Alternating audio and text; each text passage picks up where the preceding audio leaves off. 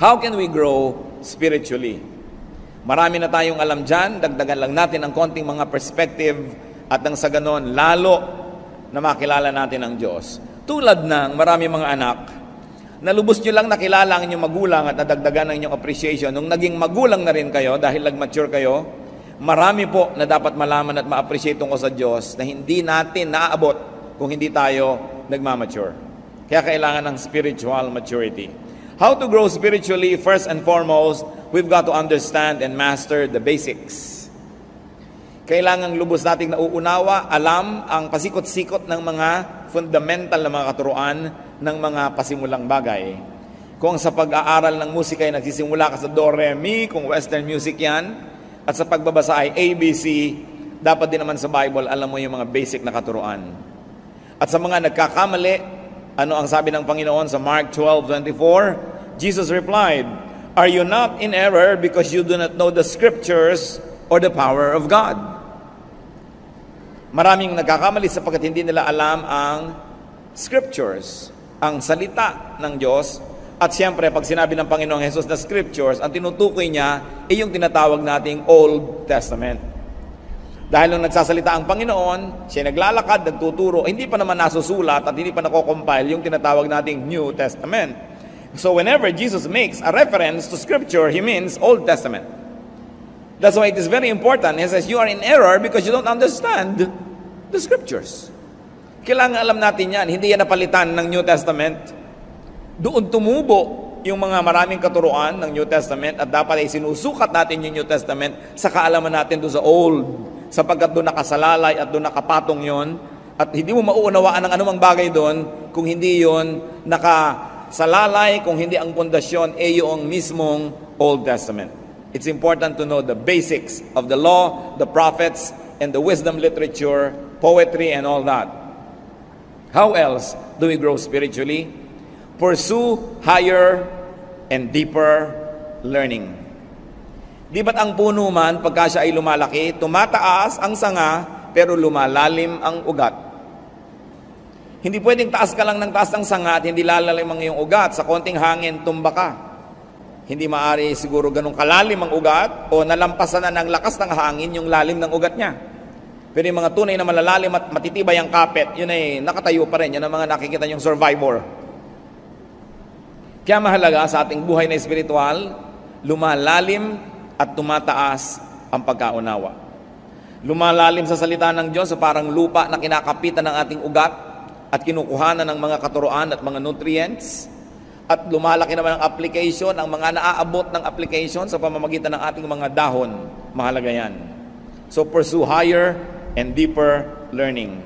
And in Hebrews 6:1-2, napakalinaw ng sabi diyan, therefore, let us leave the elementary teachings about Christ and go on to maturity. In fact, kung bubuin nyo yung mga kasunod na mga verses nito, sinasabi, let us leave the elementary teachings about baptisms, about the laying on of hands, about being raised from the dead, and about future judgment. Yan ay mga basic things. Dapat lumalampas ka dyan at may iba pa't napakarami pang ibang dapat pag-aralan sa buhay. But how do you leave the elementary teachings? That means leaving your comfort zone. Paano ka tataas kung ikaw ay afraid of heights? Paano ka susuot sa lupa kung ikaw may claustrophobia? Paano iiwan ang mga dati na't nasa ulot na kabisa at komportable na tayong mga turo kung ayaw natin na mahirapan ang ating isip, ang ating loob? Because whenever you leave something, you leave a comfort zone. Sanay ka na ron, ayaw mo nang iwan yon. Kaya maraming mga tao na nasanay sa ganitong turo, ayaw nang maiba yun, ayaw nang ma-challenge yun, ayaw nang madagdagan pa dahil sabi nila, ay, komportable na ako, ayoko nang magulo pa. Sapagkat sa bawat pagbabago ng isip, sa bawat paglago ng isip, ay dumadaan muna sa isang panandaliang kaguluhan. Kasi meron ka ng tahimik ka ng pinaniniwala at niyayakap, pagkatapos lalaki ka mula doon, merong transition period. Aalis ka mula sa dati at lilipat ka doon sa bagong level, mahirap yon. Para rin na ikaw ay sanay ka na sa isang maliit na bahay, lilipat ka sa malaki, kung tamad ka, ayaw mo nang lumipat dahil buhatan na naman, balutan, hirap yan. Parang nasanay ka na sa ganitong recipe, may nagtuturo sa iyo ng iba, ayaw mo na akong guluhin, tama na ako dito. Ito yung mga isip na hindi lalago. At maging sa mga bagay pong espiritual at relihiyosong mga bagay, merong nalalaman mo dahil milk pa lang ang ipinakain sa iyo, pero darating ang panahon that you will have to eat meat, and you will have to not really live what you learned, but to appreciate another form and another manifestation of that truth. Naiiba yung level. That means leaving your knowledge, your understanding, your perception, and sometimes even your beliefs for another level and degree of revelation that can come from the same God. So if your knowledge or understanding or perception or belief has been constant, it has been the same, walang nadagdag, walang naiba, sa mahabang panahon, isa lang pong ibig sabihin nun, mga kapatid, wala kayong growth. Parang meron kang sapatos, para hindi ka na bumili ng iba, ayaw mo na lang lumaki ang iyong paa. Parang malaki ang iyong baywang, pinag-exercise ka para lumiit, ang pinoproblema mo, paano yung mga pantalong ko? Di magpaparepair pa ako, di bibili pa akong bago. So ganito na lang. Laging merong kaunting hirap na kasama ng pagbabago. Pero ano sabi sa Biblia? We are being changed from glory to glory. So hindi tumitigil ang pagbabago. Kaya lagi tayo nag-a-adjust. Pag nakakarinig tayo ng mga bagong anggulo ng katuruan, hindi mo agad tinatanggihan. Sinasabi natin, ano kaya ang matututunan? Ipoproseso, ipapanalangin, hindi agad-agad ay tinatanggihan. Mahalaga that we are ready to change from glory to glory. Therefore, how to grow spiritually? Be open-minded. Kailangan bukas ang isip. Aba, may mga nagmamalaki pa. Aba, kami serado de candado. Niluno ko ang susi at tumalon ako sa dagat at sumisid ako doon, di mo na makukuha pa. Hindi pinagmamalaki, yung nakasarang isip. Sapagkat ang isip ay napakalaki ng mararating. Nakikita niyo po yung mga hindi naiisip ng mga previous generation? Pagsakay sa aeroplano, naisip ba na mga 50 years ago yung cellphone?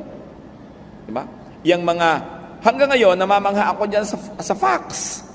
Bakit lumalabas dito sa papel dito, yung nandun sa kabila? Kamangha-mangha. Laser technology. Pero ang mga tao, nakasara ang isip, ay ayaw na namin niyang mag-isip pa, ayaw na namin baguhin. Hindi tayo makakarating sa ganung uri ng kaalaman. At ganon din sa buhay espiritual. Marami pang anyo, marami pang hugis ang katotohanan tungkol sa Diyos, na karamihan ay hindi natin nakikita sapagkat nasanay na tayo sa mga leksyong pambata, na batang isip, batang mananampalataya. Marami pa. So do not box your mind in set hermeneutics and in set doctrine. Dapat ang ating doktrina, ang ating pananalig is as good as the latest revelation from God. Hindi nagbabago yung salita ng Diyos sa kaimprenta, pero ang pag-unawa dyan, ang paglalim na pag-unawa, patuloy ang nagbabago. Lugi, yung 50 taon na, 30, 20, 10 taong Kristiyano, yung pananalig niya noon at ngayon pareho pa rin. Ibig sabihin, walang nangyaring growth. Acts 17:23, yung mga tao sa Athens, ang reaksyon nila kay Paul, nung may itinuro si Paul na kabago sa kanilang pandinig, when they heard about the resurrection of the dead, some of them sneered. Pinagtawanan nila. But others said, we want to hear you again on this subject. Hindi sanay ang mga Griego sa ganitong mga katuruan. Bagamat napakarami na nilang alam sa kanilang kabihasnan. Kaya nung narinig nila si Paul, may mga nagtawa at hindi na bumalik, at may mga bumalik pat nag-aral pa. Yun ang nakinabang sa katuruan. So do not readily close your mind. Do not readily reject a new sounding idea. Walang bagong ideya mula nung nilikha ng Diyos ang sandaigdigan. Meron lang new sounding.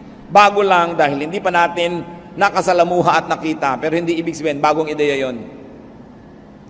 Hindi rin po natin dapat ipagtanggol sobra ang katotohanan na akala mo maipagtatanggol mo yan sa pamamagitan ng pagsasara ng iyong mata at ng iyong tainga at baka maiba pa. Sapagkat ang tunay na katotohanan na nagmumula sa Diyos ay lalong magniningning habang ito ay sinisikap takpan ng mga kasinungalingan. You must never protect the truth because the truth has a way of protecting itself because the truth is eternal. We should be ready to be challenged. At kung hindi natin maipagtanggol ang ating pananalig, ibig sabihin nun ay napakababaw ng ating pangunawa. Kaya huwag mo na akong turuan, ayoko nang malito pa. Hindi yan progressive way to deal with spirituality. What is important, if you really like to grow, brothers and sisters, advertise your openness to potential teachers. Alam niyo po, maraming mga guro, sa aking kuro-kuro, na malayo na rin ang narating ng kanilang espiritu. Malayo na ang narating ng kanilang kaalaman tungkol sa Diyos. Subalit, nangangamba silang ituro ito sa mga tao dahil baka mapagkamalan silang naging kulto. Nangangamba sila na mapagkamalan na tumatalikod sa Diyos. So, hindi na lang nila itinuturo. Lalo pagat sila ay mga swelduhan na mga teacher, lalo pagat sila ay mga preachers na umaasa sa tulong at bigay, ang nangyayari tuloy, nawawalan sila ng tapang na magturo ng mga naaabot nilang mga kaalaman. So kung gusto ninyo na makinabang doon sa mga ipinakakaloob ng Diyos, sa mga tunay na malalayo ang mga nararating sa kanilang pagsasaliksik, you've got to advertise your openness.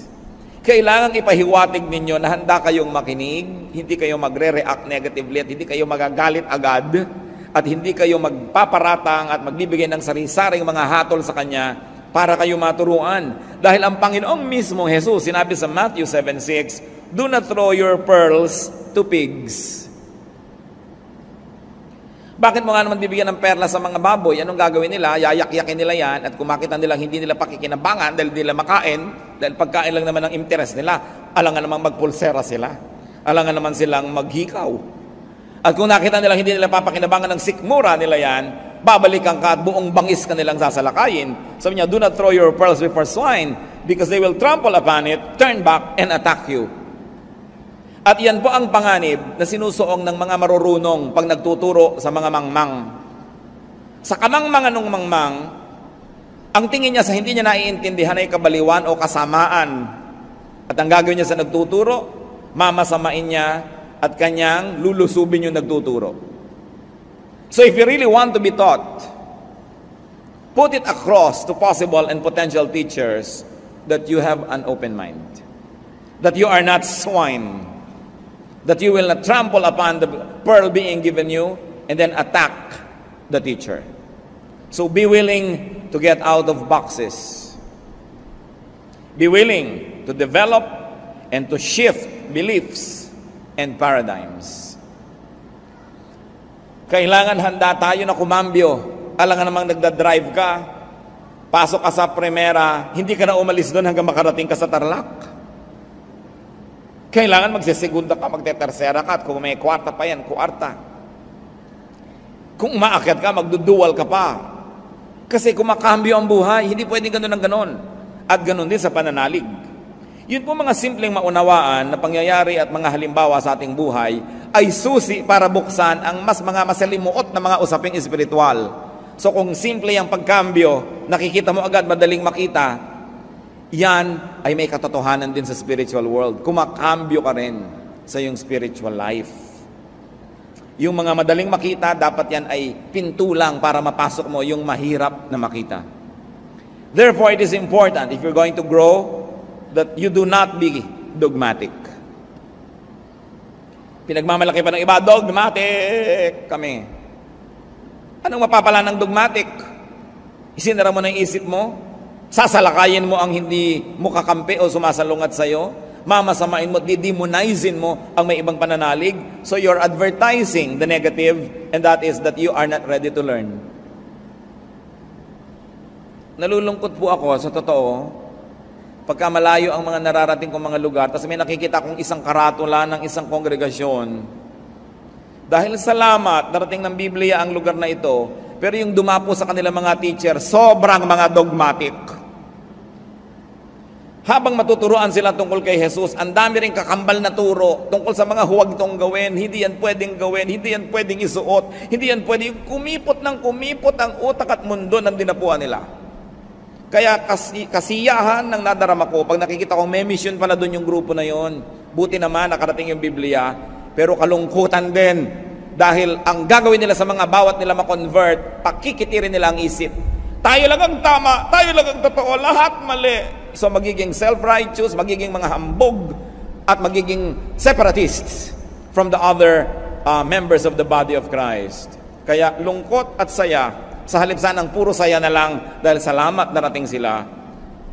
But what is good about being dogmatic? Because dogmatism is also characterized by self-righteousness and judgmentalism. At pagka isang tao dogmatic, ibig sabihin, sobra ang pananalig niya sa kanyang pinananaligan at wala na siyang ibang itotolerate na iba pa, they destroy friendships. Kaya kung minsan magkaibigan kayo, nung pareho kayong hindi pa nagba-Bible, tapos napunta ka sa isang grupo, siya napunta sa dogmatic, mamaya hindi mo na yung kaibigan. Hindi ka na niyan papasyalan, hindi ka na niyan babatiin kasi naging dogmatic siya. Dahil ikaw ay compromiser, siya ay pure. Dahil ikaw ay mabuti at siya ay masama.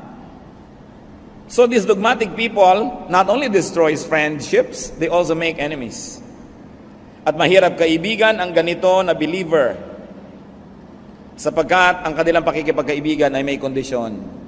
Habang agree ka sa kanilang doktrina, magkaibigan kayo, pero pag hindi na, kaaway ka na niya. Mahirap madapuan ng ganitong uri ng sakit, yung dogmatism. How else can you grow spiritually? Pagka ikay dogmatic, hindi ka na makikinig sa iba. Pagbabawalan ka makinig sa radyo, pagbabawalan kang manood ng TV, pagbabawalan kang umattend ng ganong fellowship, merong speaker sa luneta, hindi ka pwedeng umattend, hindi ka pwedeng makisali dahil kayo ay separatist.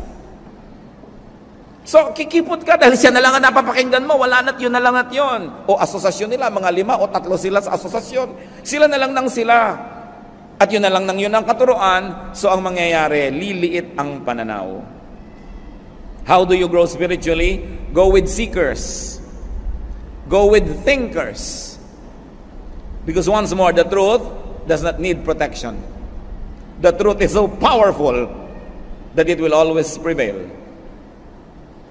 Luke 2:46-47, ano po ang ginawa ng batang si Jesus? After 3 days, they found him in the temple courts, sitting among the teachers, listening to them, and asking them questions. Mga kapatid, wala na yatang hihigit pa na sobrang nagbibigay ng kasiyahan at bunga sa panahon na ginugugol mo na ang kausap mo yung mga marurunong. Yung higit na marunong sa'yo. Ay, napakasarap ko ang higit na marunong sa'yo ang kayong kausap. Tapos you learn how to listen, katulad ng ginawa ng Panginoon. Listening to them. Asking them questions. Kasi pag ikaw ang nagtatanong at nakikinig, pag nag-uwian kayo, ikaw ang may uwi. Uwi-uwi mo yung sagot, uwi-uwi mo yung nadinig mo. Eh yung nagbigay, yung sumagot, yung nagtalumpati, walang uwi yung kundi malat na lalamunan. Walang nadagdag sa kanya, wala siyang napala. So dapat marunong tayong makinig at marunong tayong magtanong. Hindi yung tanong na nang challenge, hindi yung tanong na gustong gipitin mo lamang yung tinatanong mo, kundi tanong na talagang naghahanap ng kasagutan. At alam mo yung tunay na naghahanap? Pag sinasagot mo na, tahimik siya. Hindi nag-iisip na naman ng ibang tanong at hindi ka patapos, nagtatanong uli, ibig sabihin, nagpapasikat lang yon. Nanggugulo lang yon. So nakikinig ang Panginoon doon sa mga senior, yung mga matatandang mga scribes and teachers. At sa verse 47, everyone who heard him was amazed at his understanding and his answers. So natatanong din siya at nakikipagsagutan naman siya, give and take. Isa yan sa pinakamagagandang investment sa buhay, mga kapatid. Yung nakikisalamuha ka at nakikipagkwentuhan, nakikipag-usap sa mga may alam. Sapagkat ang karunong ay nakakahawa, tulad din na ang kamangmangan ay nakakahawa.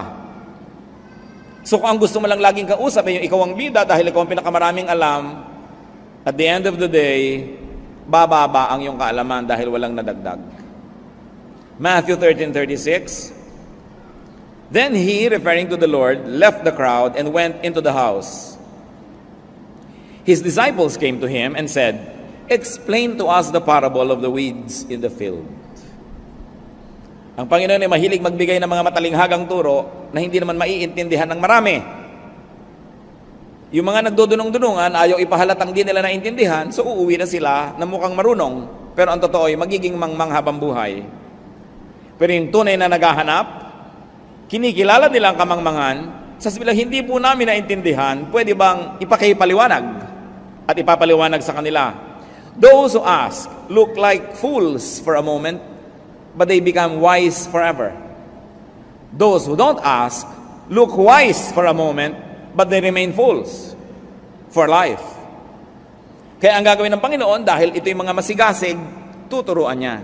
Sapagkat sa pamimili niya at pagsasala ng mga pagbibigyan niya ng mga mahahalagang katuruan, kumisay nagbibigay siya ng mga talinghaga at tas aalis siya sapagkat yun lang mapagpakumbaba ang susunod-sunod at bubuntot-buntot at magtatanong, ano pong kahulugan? Uupo ngayon siya and with a little group will continue to explain. Sapagkat ginagantimpalaan ang tunay na naghahanap. Ngayon, baligtarin nyo yan. Go with the dogmatic. Go with the opinionated and the self-righteous, the self-congratulating and self-promoting religious people. What will happen is the reverse. Liliit ang inyong isip, liliit ang inyong mundo, tinitiyak ko sa inyo, at mapupuno kayo ng yabang at galit sa kapwa. Yan ang bunga ng dogmatism. Another way to grow spiritually is to find the Master. Kailangan ating matagpuan ang Panginoon. And to find a master, a little m master, meaning a teacher. People who are on a higher plane of consciousness are important people to meet and to exchange ideas with. Nakita niyo po na ang Panginoong Hesus ay nagtuturo sa bahay ng magkapatid na Mary at Martha? Luke 10:39. Mary sat at the Lord's feet, listening to what He said. Hindi madali para sa isang babaeng tulad ni Maria na maupo sa paanan ni Jesus. Sapagkat noong panahon na yon, sa panahon nila, pag may nagtuturo, mga lalaki lang ang makikinig. At lalo't lalaki yung nagtuturo, mga lalaki ang karamihan ng nakaumpok doon, ang babae, talsik, punta sa kusina, gumawa ng turon. At iyon ang ginawa ni Martha. Yung tama, yung dapat, yung usual, nung magtuturuan na, pumunta na siya sa kusina. At sapagkat hindi niya maunawa kung bakit ang kanyang kapatid ay nanatili kasama ang mga lalaki, magiging disciple din ba ito? Matuturuan ito? Sabi niya, Lord, hindi ba kayo nababagabag na yung babaeng yan nandyan? Sabihin niyo, sumama sa kusina, where we belong. At ano sinabi ng Panginoon? She has chosen the better portion. It will not be taken from her. Ibig sabihin, minabuti ng Panginoon na ang babaeng ito lumalabas sa kanyang usual role, lumalabas siya doon sa box ng dapat kalagyan ayon sa kaugalian, sapagkat yun lang ang magpapalaya sa kanyang isip upang lumawak ito at lumaki. So, while Mary was learning at the feet of Jesus, Martha was in the kitchen, literally and probably spiritually. Hindi natin minamasama na mahilig siyang maglingkod, pero sayang yung pagkakataon kasi hindi naman laging nandiyan si Jesus para magturo. Naglabas ka na lang sana ng bukayo o skyflakes. Huwag ka nang maghanda ng kung ano-ano pa at intindihin mo yung pag-aaral. Pero yan, minabuti ng Panginoon. You have to get out of the box, whatever that box is, if you really like to learn. Maybe your box is your schedule, maybe your box is finances, maybe it is household chores or whatever is keeping you, you've got to get out of it if you really like to learn. John 6:68, Simon Peter answered him, Lord, to whom shall we go? You have the words of eternal life. So kanino ka pa nga naman pupunta? You have to find the master. Or the little m masters who have become teachers also. Acts 2:37. When the people heard this, they were cut to the heart and said to Peter and the other apostles, Brothers, what shall we do? Nakita niyo po, kinilala nila si Peter na isang mangmang na manging isda. Walang theological education, hindi nagpunta sa Bible school. Tinanong siya ng mga tao, ano pong dapat namin gawin? Ibig sabihin now, they were finding a master, a letter M, a small m. Mga tao na higit sa kapwa-tao ang alam. Hinahanap din natin sila, tinatanong at pinakikinggan. At mahalaga yung sabi sa Matthew 7:20, by their fruit you will recognize them. Bago naman kayo mag-recognize at sumunod na sumunod, tingnan nyo muna kung may fruit. At ang pinakamabisang fruit na dapat makita sa isang mangangaral, hindi yung galing magsalita, hindi rin yung personal na buhay niya, bagamat importante yun. Ang tunay na fruit, anong nangyayari sa inyong puso pag natuturuan niya kayo. Yun ang fruit, na walang ibang magsasabi sa inyo kung tama ang fruit o hindi. Do we get comforted when we need comfort? And do we get bothered when we have to be bothered? Yun ang talagang godly teacher. Because the Word of God must comfort the afflicted and afflict the comfortable. So anong bunga sa inyong buhay ng katuruan at ng pagtuturo? Doon nyo ngayon malalaman kung tunay nga ba na isinugo sa inyo ng Diyos ang isang mangangaral. Hindi sa talumpati, hindi sa husay, hindi sa itsura. Bagamat nakakatulong yon. Hindi rin sa kanyang personal testimony, bagamat up to a point, importante. Pero ang mahalaga, anong talab sa inyo ng ministry niya?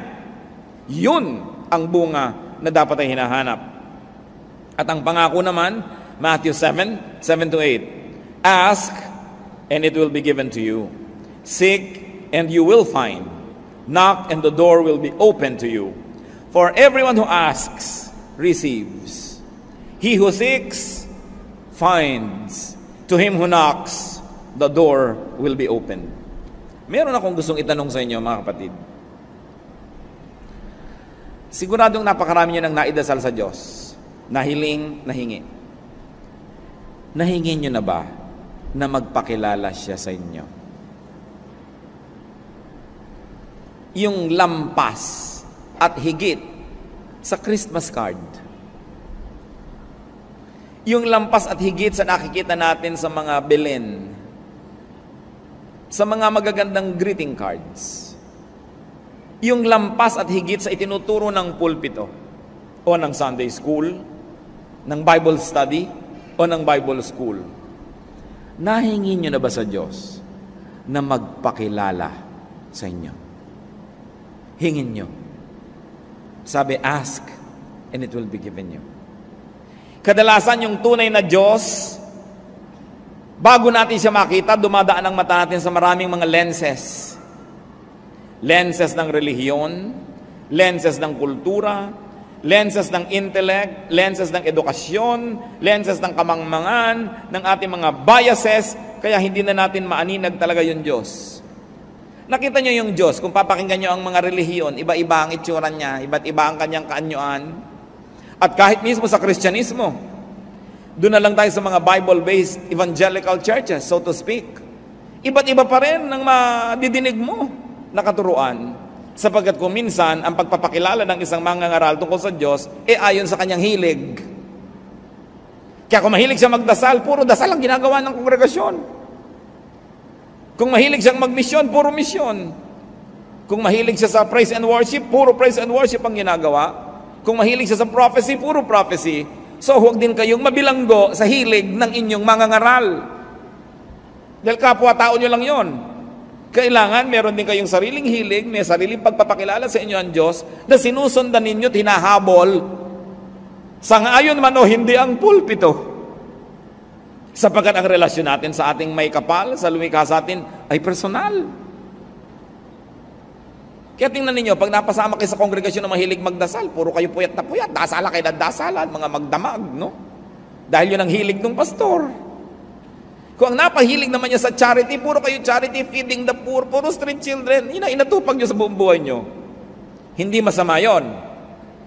Ang sinasabi ko lang, huwag kayong pakulong sa hilig ng inyong mga leaders. Dahil pag humarap naman tayo sa Diyos, personal at isa-isa ang pagharap.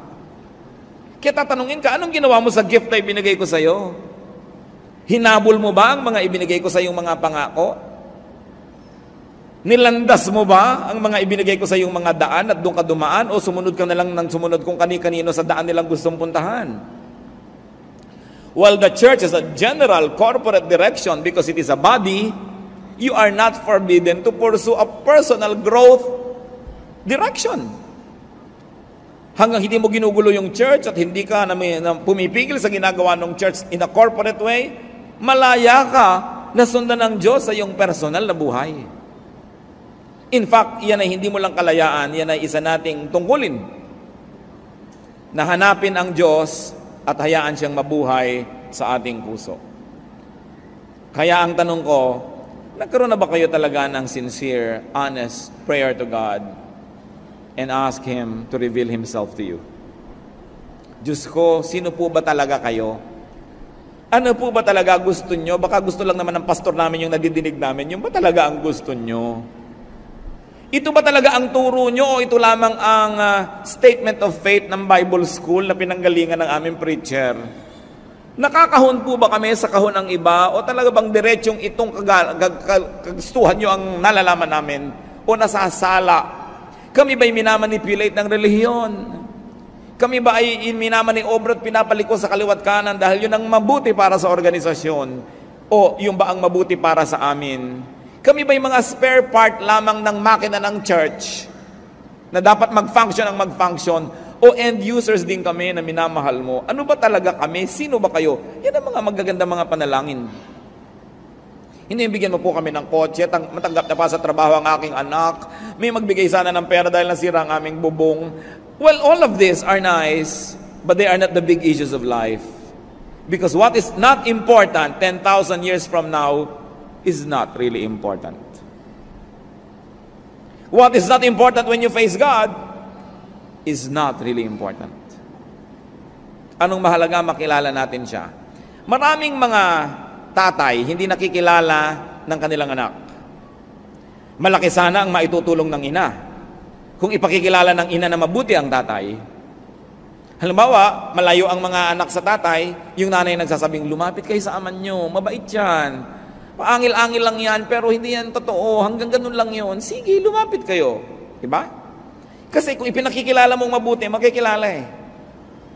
Meron kang isang kapatid na malayo sa ibang kapatid, pero dahil ang nanay mo, magaling siyang magpakilala, hindi ganyan ang kapatid nyo, kasi ganito lang talaga siya, nakikilala mo. Huwag kayong umasa sa pagpapakilala ng Diyos sa inyo ng pulpito. Dahil malay nyo, may limitasyon yun. Kilalanin nyo ang Diyos, diretsahan, sapagkat available siya. Huwag kayong dumaan kung kani-kanino. Bagamat nakakatulong sa karagdagan nating pagkilala at kaalaman yung dumadaan sa mga nag-aral, naghanda, mga nag-review, pero huwag kayong umasa na lang sa kanila. Kaya ang mga malalaking tao ay may mga press corps, meron silang mga spokesperson, dahil yun ang nakakapagpahugis kung paano sila ipakikilala, kung paano sila ipepresent. Karamihan naman, hindi yun ang totoo, kundi media manipulation lang pala yun. Yun pala ay image lang at hindi reality. So, sino ang Diyos? Gaano kalalim ba ang pagkakilala natin sa Kanya? Ano ang alam natin tungkol sa Kanya?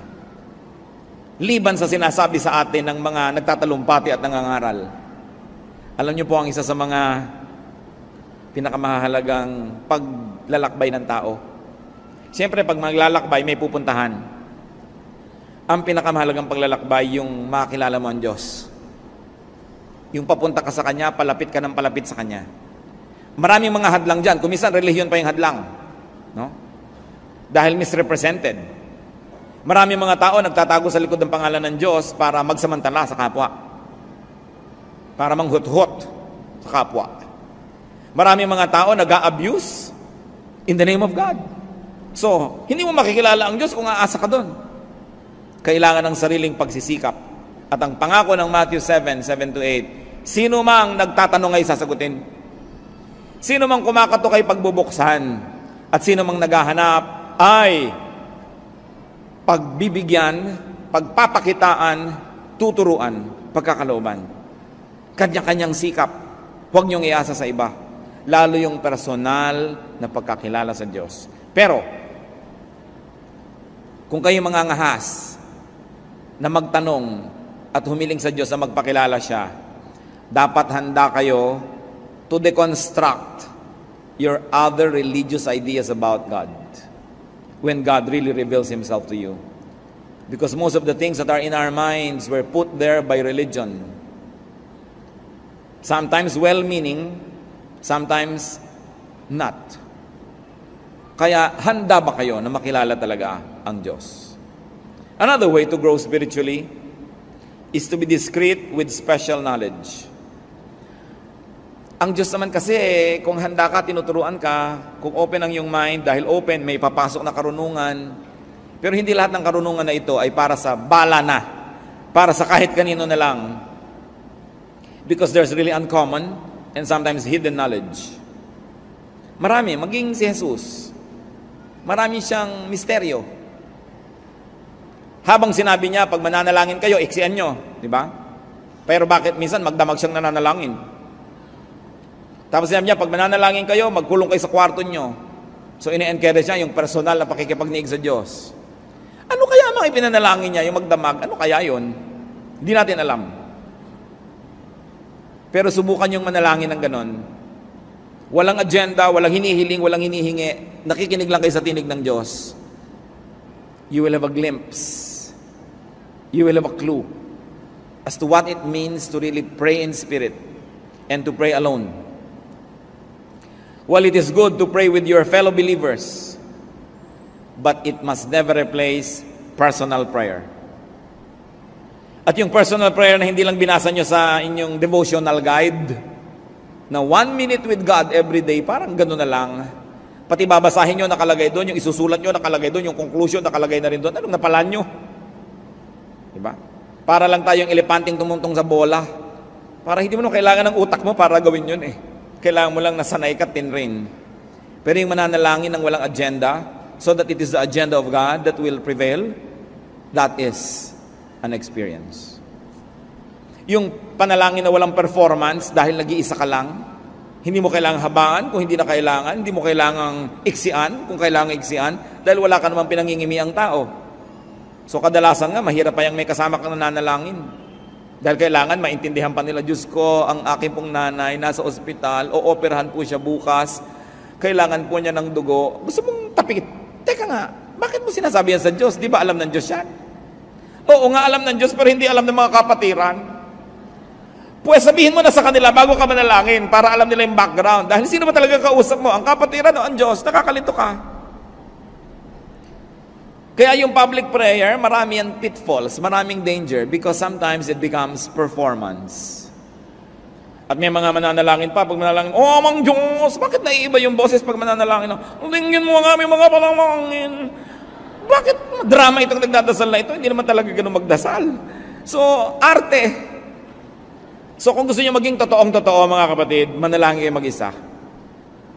Sapagkat yung totoong-totoo sa atin, ang nakalulugod sa Diyos.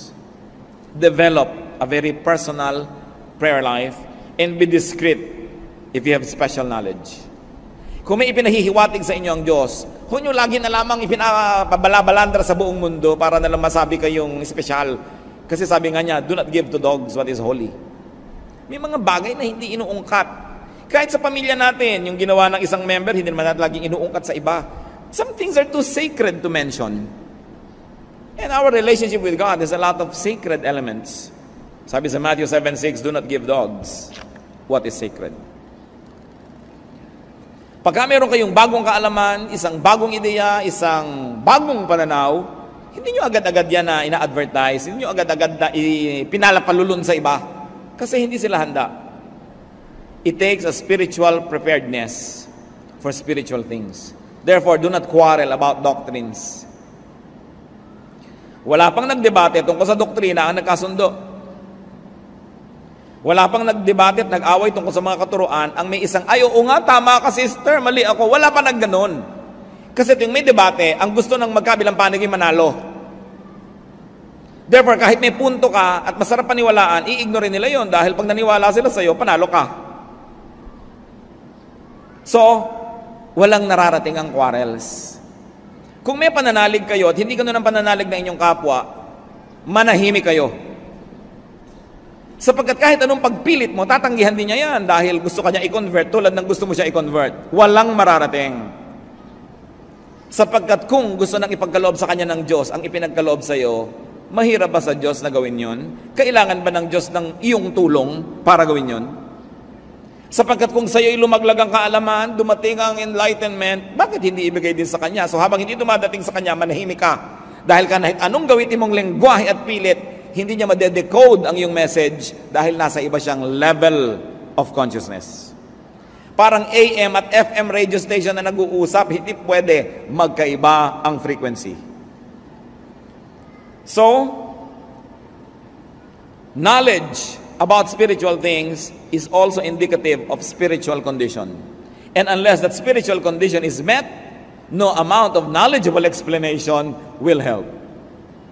1 Timothy 1:3-4, as I urged you when I went into Macedonia, stay there in Ephesus so that you may command certain men not to teach false doctrines any longer, nor to devote themselves to myths and endless genealogies. These promote controversies rather than God's work, which is by faith. Kahit sa isa pong kongregasyon, isang church, kuminsan iba-iba pananaw ng mga tao about the same thing. Iba ang pananaw mo tungkol sa Lord's Supper, iba ang pananaw mo tungkol sa baptism, iba ang pananaw mo tungkol dito, iba. Kung may 10 tao, siguro 10 o 8 pananaw yan. Kaya may leader. Ano ba ibig sabihin ng leader? I am going there, those who like to go there, follow me. And if you agree with your leader, mga 70 to 80%, manahimik ka na doon sa 80 at huwag mo nang guluhin ang mundo doon sa 20 na hindi ka sangayon. Kasi kapwa mo, meron ding 20 hindi sangayon, may 15 na hindi sangayon, so guguluhin nyo ang buo nyong kongregasyon. Ngayon, kung talagang yan ay mahalaga at ipinagkaloob sa inyo ng Diyos, mahirap bang ipagkaloob din sa iba? Ang mahalaga sa isang organisasyon may unity. And I say, if you agree 75 to 80%, malaki na yon. Huwag niyong asahan na mag-agree kayo 100%. Si Paul at si Peter nga nagbabangayan tungkol lamang sa circumcision. No? Nagkakagulo-gulo yung mga Christian leaders kahit nung unang panahon. Nagtatalo-talo yung mga disciple kung sino uupo sa kaliwa at sa kanan ni Jesus. So, huwag niyong asahang mag-agree tayo lahat sa lahat ng bagay. Hindi mangyayari yon. Ang mahalaga, generally speaking, are we agreed on the general direction of the spiritual journey we like to take together? Then we protect our unity from all of these issues so that we will continue to move forward. It is important. Walang mag-asawang agree on everything. Sa tabang at asim ng sinigang, hindi sila nag-agree. Siyempre, ang nakakapangyari, nagluluto. No? Agree na lang na agree kumakain, pero hindi kumisan siya agree doon. Hindi nangyayari yun, so huwag niyong isipin na mangyayari yun. Kaya sa mga bagay na pwede namang isang ayon na lang natin o itahimik, manahimik. Because in a church, in a spiritual body, unity is paramount. At yan ang gusto laging attack ni Satan, pagkagugakuluhin kayo sa mga maliliit na bagay. Siyempre, doon sa naniniwala sa maliit na bagay, sa kanya malaki yun. No? Kaya nga, willing siyang makipagpatayan dahil malaki yun No? Meron bang lebedura ang harina sa Lord's Supper o wala? Ano ba talagang ikli at haba ng buhok ng babae? Magpapantalon ba't hindi? Ako, nagkakagulo ang sinukob sa mga issue na yan. No? Isa natin sigurong dapat tingnan, pag hindi ginawang issue ni Jesus, hindi issue yan. No? At ano bang tunay na issue kay Jesus? Kababaang loob, kabutihang loob, pagtulong sa mga kawawa. Yun ang tunay niyang issue. Sabi niya, yan ang dakilang pananalig. Hindi ko ano ng mga doktrina na inimbento ng mga sumunod sa kanya, mga disipulong bangayan ng bangayan. Ano ba talaga ang turo ni Jesus? Anong minalaki niya, malakihin natin. Anong di niya pinansin, hindi siguro din dapat pinagpapapansin. So, do not quarrel about doctrines. When you have disagreement, you say, oh well, iba-iba tayo ng spiritual angle and spiritual level at this time, so let's put it in the freezer. Huwag nyo naman sasabihin, magkaiba tayo ng level, mataas ako, bababa ka, dahil away na naman yun. Basta magkaiba tayo ng pananaw ngayon. Importante ay tanggapin ang isa't isa. How else can we grow? Meditate. Sabi sa Psalm, on your law I meditate day and night. Hindi sapat na nakinig kasi listening yon. Hindi sapat na nagbasa, reading yon. Iba yung meditation. Nananahimik lang tayo at hinahayaan nating akayin tayo ng Espiritu ng Diyos kung saan tayo gustong dalhin sa ating pag-iisip. Ihayag ang gusto niyang ihayag, ipaliwanag ang gusto niyang ipaliwanag. Siya ang nasusunod sa meditation, hindi tayo. Sa reading, yung mata natin, kung saan mo dalhin, yan ang binabasa. Sa listening, kung kanino mo ituon ang tenga mo. So, sa meditation, you let the Spirit of God lead you. Kaya napakahalaga po sa spiritual growth yung meditation. Dahil dyan ibinubunyag yung mga hindi natin sukat akalaing maintindihan pala natin, hayaan natin ang Espiritu ng Diyos. Psalm 119:27. Let me understand the teaching of your precepts, then I will meditate on your wonders. Psalm 37:7. Be still before the Lord and wait patiently for Him. Be still, be quiet, and let God speak to you. Kinausap niya yung mga propeta nung araw, isinulat, binabasa natin ngayon. Pwede ka rin kausapin ngayon nang hindi nakasulat dyan, kausapin ka. Kaya lang, huwag mong gagawing doktrina para sa lahat yung sinabi sa'yo. Kasi sa'yo lang yung sinabi. Hindi kinausap ako ng Diyos, ang sabi, pautangin mo ako. Aba, ba't ako nasangkot sa usapan nyo ng Diyos? Kung papautangin kita, dapat ako kinausap na pautangin mo si ganon. Ikaw palang kinausap, ba't mo ko isasali dyan? So, ang mga personal na revelation ng Diyos, nagre-reveal pa rin ng Diyos, hindi naman siya nagbabago Pero hindi mo dapat gawing doktrina para sa lahat. Yun ang panganib. Yung personal mo sa'yo, gagawin mong doctrine. Sa'yo lang yun. I-apply mo lang yun personally. But don't force others to get into that situation. Psalm 63:6. On my bed I remember you. I think of you through the watches of the night. So may first watch, second watch, third watch, fourth watch. Kasi hinati nila ang gabi into 3 hours. So 3 times 4, yun yung 12 hours of the night. Kaya may mga fourth watch, ibig sabihin yung mag-uumaga na, ayan na, tapos ang paghihintay. So marami mga watches of the night. So sabi niya, I think of you through the watches of the night. Yung talagang iniisip mo ang Diyos, nakikipagniig ka sa Kanya, wala nang hihigit pa na purong-purong kasiyahan kaysa sa pakikipagniig sa Diyos. At yun ang dapat nating hindi nababaliwala. It's different to attend church, it's different to go to a Bible study, it's different to praise and worship, and it's different to meditate. Kasama dapat yan sa ating buhay spiritual. And finally, among the few that we like to talk about today and how to grow spiritually, live out new knowledge. Ipamuhay ang nalalaman. Incarnate new understanding. Because it is in the mind, it must find its realization in the physical world. So you have to do what you know. You are what you know. What you know must become what you are. Operationalize new realizations. Meron ka palang nauntindihan, naunawaan, paano mo gagawing totoo ito sa iyong buhay? Practice spirituality. Because then and only then can it be shared with others, not through the mind, but through your practice and example. James 1:22, do not merely listen to the word and so deceive yourselves. Do what it says. And when you operationalize your understanding, this will open new doors for more understanding and more enlightenment. Pag yung naabot ng ating isip, ipinamuhay natin, humahanda tayong umabot sa iba pa na mas mataas. Sapagkat kung may naiisip ka, hindi mo naman sinusunod at ginagawa, hanggang doon ka na lang. Pag ginawa mo yon, tsaka ka tumaas para maabot mo uli ang ibang isipin. At pag ginawa mo na naman yon, tataas ka ng tataas. And that is how you change from glory to glory. Many of us do not grow spiritually because we do not practice what we know. Alam natin, pero hindi natin ginagawa. Alam mong dapat ka magpakumbaba, hindi mo naman ginagawa. Alam mong dapat ka makipagkasundo sa nakikipagkagalit sa'yo, hindi mo naman ginagawa. So hindi ka nalalampas sa alam na yon.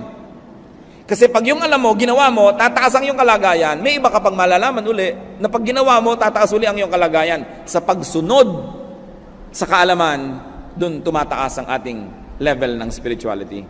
It is in obedience. That's why the Bible places a lot of premium on obedience. Not on what you know, but on what you do with your daily life. At totoo naman, marami tayong mga alam, hindi naman natin ginagawa.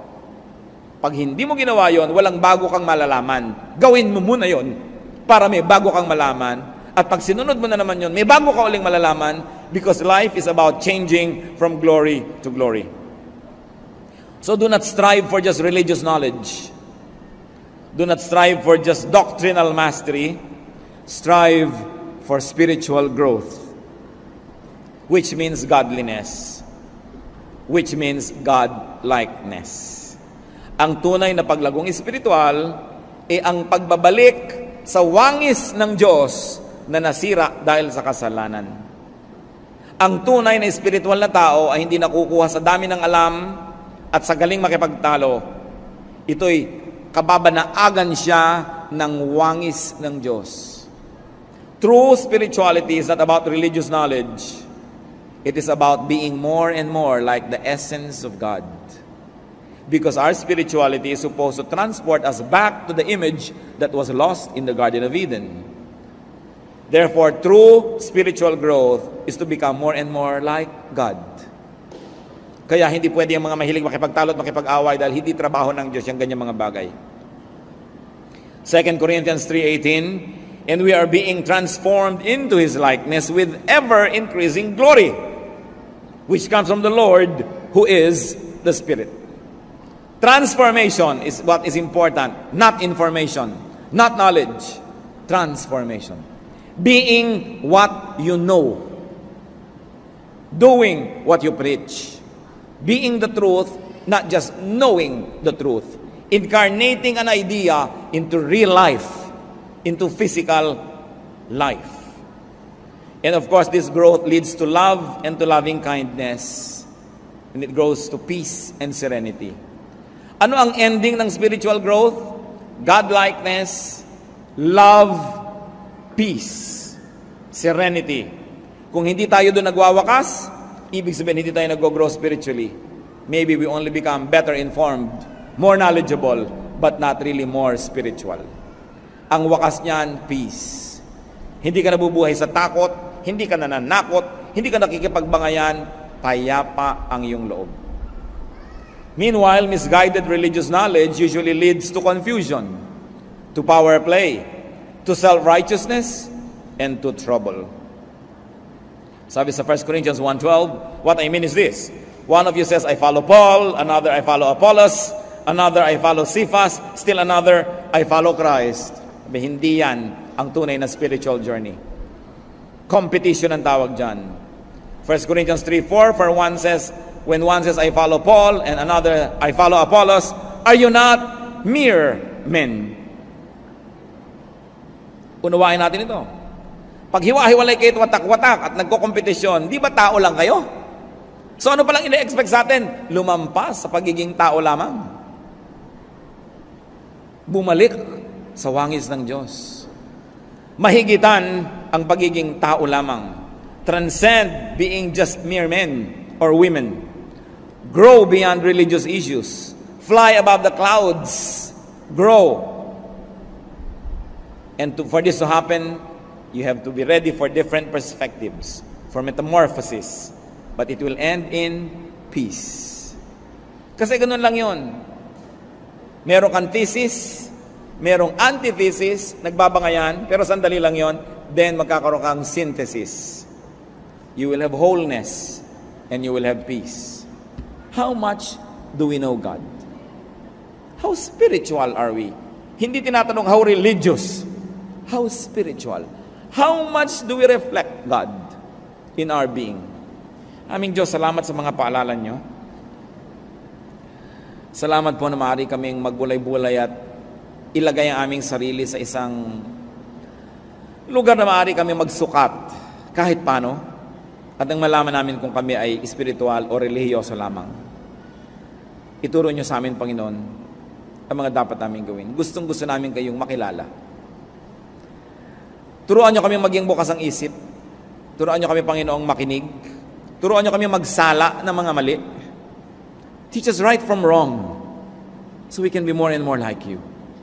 Magbulay-bulay tayo, mga kapatid, sa ilang saglit ng tahimik na pananalangin at siyasatin ninyo sa inyong puso kung ano ba ang spiritualidad natin. Saan ba tayo nakatayo? At kung meron tayong naunawaan, ipinaunawa ng Espiritu ng Diyos, hilingin natin sa Kanya na tuloy-tuloyan niya tayong turuan. Kung may nakita nating maling hakbang, maybe a weakness or a mistake, backtrack and ask God to lead us.